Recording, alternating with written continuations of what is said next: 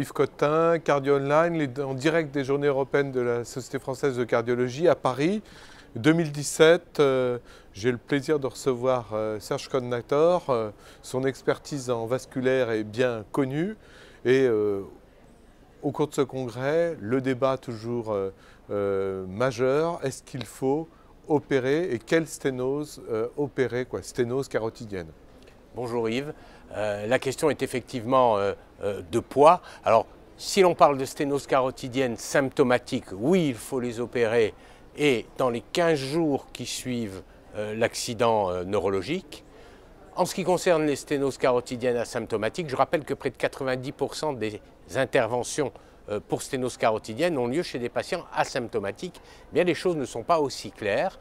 Les recommandations vont dans le sens d'une intervention pour les sténoses de plus de 60% à partir du moment où le risque de l'intervention est inférieur à 3%, à partir du moment où l'espérance de vie du patient dépasse 5 ans, mais ces recommandations sont basées sur des études anciennes, études dans lesquelles le niveau de risque spontané des patients était important, alors qu'aujourd'hui, avec le traitement médical qui s'est amélioré, les statines, les antiagrégants plaquettaires, les antihypertenseurs, eh bien, ce niveau de risque a nettement baissé et le risque absolu est devenu beaucoup plus faible. Sténose asymptomatique, c'est un patient qui n'a pas de symptômes, que c'est la définition, mais est-ce qu'il faut aussi un scanner normal ou une IRM normale? Alors c'est une très bonne question.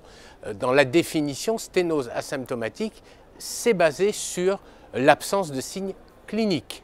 Maintenant, on sait que chez les patients qui, à l'imagerie, ont des signes d'AVC ischémique notamment, eh bien, il y a un surrisque. On sait aussi que les patients qui ont des structures de plaques particulières, hypoéchogènes à l'échographie, avec une hémorragie sous plaque à l'IRM, une chape fibreuse fine, il y a également un surrisque. Donc, il faut évidemment que l'on recherche les sous-groupes de patients qui vont le plus bénéficier de l'intervention chirurgicale. La question, je découvre une plaque, le patient est asymptomatique, est-ce que je dois lui faire une imagerie cérébrale?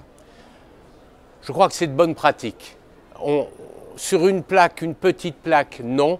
Sur un rétrécissement de la carotide interne, et quand on parle de sténose, on est au-delà de 50%, je pense que c'est une bonne pratique que de faire une imagerie cérébrale. Et donc on rediscute après sur la stratégie chirurgicale. Après avoir bien évalué la plaque, après avoir évalué le niveau de risque du patient, oui, bien sûr.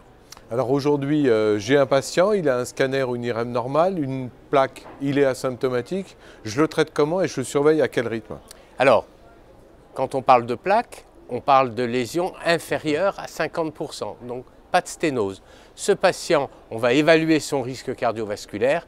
Qui dit plaque dit, selon les recommandations européennes, niveau de risque très élevé, traitement par statine avec une cible inférieure à 1 gramme, voire inférieure à 0,7 g chez les patients à très haut risque. Les antiagrégants plaquettaires sur une simple plaque, on n'est pas trop favorable, il n'y a pas de données en faveur de ce traitement.